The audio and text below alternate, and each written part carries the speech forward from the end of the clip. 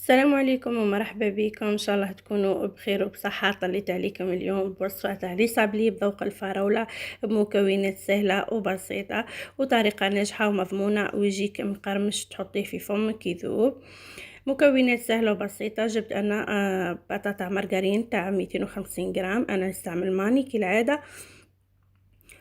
فرغتها كيما هكا، كانت بدرجة حرارة المطبخ. زدت نفسها فرغتها وكيلت بها زيت، عفوا حطيتها نفس الكيلة زيت مع كاس ناقص اسبوع تاع السكر. انا الكاس تاعي راهو صغير باه ما تخيلوش كاس كبير. وهنا جبت باكي تاع خميره نواره، عفوا تاع فلان نواره بذوق الفاني. فرغته معاهم ونبدا نخدم في المكونات تاعي بيدي عادي، حلهم مليح ونبدا نخدم فيهم حتى يتجانس لي الخليط ونحس بلي هذاك السكر بدا يذوب وهذاك الزيت يدخل هو والمارغرين في بعضهم يولوا يكونوا لي كريمه بهذه الطريقه.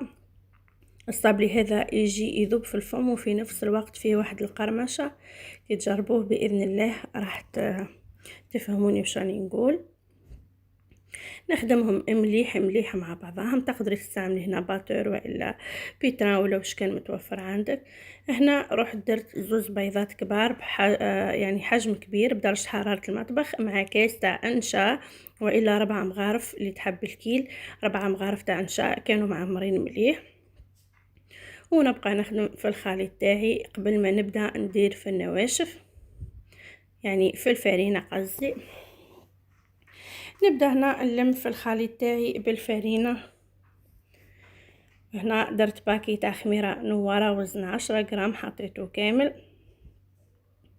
ونبدا نلم في العجينه تاعي كيما هكا، غير نلمها ما نعجنهاش، نلمها هذوك الحواشي. كل مره نحط شويه تاع فرينه ونلمها نحكها مع القصه حتى تتلم عندي العجينه وحدها. حاب نتحصل على العجينه تاع صابلي تكون نوعا ما شويه ناشفه، ما نخلوهاش طريه على خاطر لا خليناها طريه ما راحش يصلح لنا الشكل. هنا راح نبدا نحل في اللي صابلي تاعي بهذه الطريقه. نحل على سمك تاع نص سنتيمتر هكا، كما تكونش رقيقه ياسر ما تتطبعش معايا وما تكونش خشينه تجيني معجنه. سويت الوجه تاع العجينه تاعي وبديت نطبع، عفوا نغطس الطابع تاعي في الفرينه ونطبع بهذا الشكل. انا راني نطبع بعقلي برك، راني مسرعه في الفيديو، ما تزربوش به كي تهزوا الطابع ما تلصقش العجينه فيه بهذا الشكل. في هذه المرحله انا ديجا كنت حطيت الفور تاعي يسخن على درجه حراره 180 درجه وشعلت عليه غير من تحت. طبعت الكعبه تاعي بهذا السمك ورحت حطيتهم في البلان بهذه الطريقه. هذوما الدمعات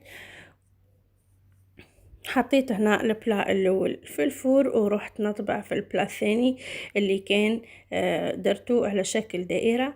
غبنتني هذيك الساشي لانها كانت رهيفه وليت بدلتها بورق المطبخ، عفوا حليت فوقه هو. جتني ثاني سهله الخدمه بهذه الطريقه حتى كملت الكميه اللي عندي كامل.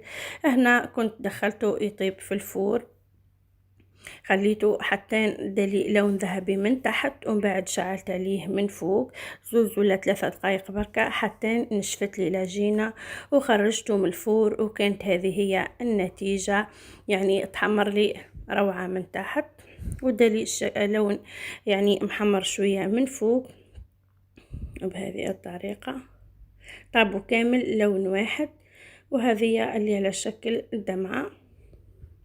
رحت هنا جبت شويه معجون تاع مشماش، انا ما كانش متوفر عندي تاع الفراوله. جبت المعجون تاع المشماش وزدت معاه عطر الفراوله حتى نتنكهلي ودالي هذا اللون المستحمر شويه.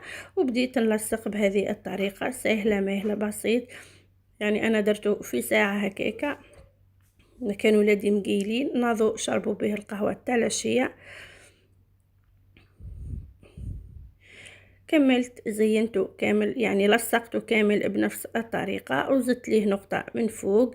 خرج لي كمية تاع 50 وإلى 51 كعبة فوق كعبة، يعني يقطع كمية لا بأس بها. كملتهم كامل بنفس الطريقة، ورحت لصقت ثاني اللي على شكل دمعة هما ثاني، خليتهم تحمروا، طيبتهم كامل بنفس الطريقة. هنا الإضاءة ما عطاتوش حقه، لأنه جا نوعا ما رايح للوردي. اللون تاع العجينة أصلا تلونت بهذاك اللون تاع الفلون. هذا البلا الأول، وهذا البلا الثاني، وكاين بلا ثالث. دارت لي كمية لا بأس بها. كانت هذه هي الوصفة تاع نهار اليوم. ان شاء الله كنت خفيفة ظريفة على قلوبكم، وان شاء الله نكون افدتكم ولو بالقليل.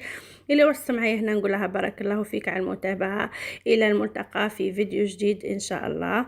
ما تنسوش برك اخواتي ديروا اشتراك، تفعلوا زر الجرس به يوصلكم كل ما هو جديد. في امان الله، نتلاقوا في فيديو جديد في القريب العاجل ان شاء الله. مع السلامة.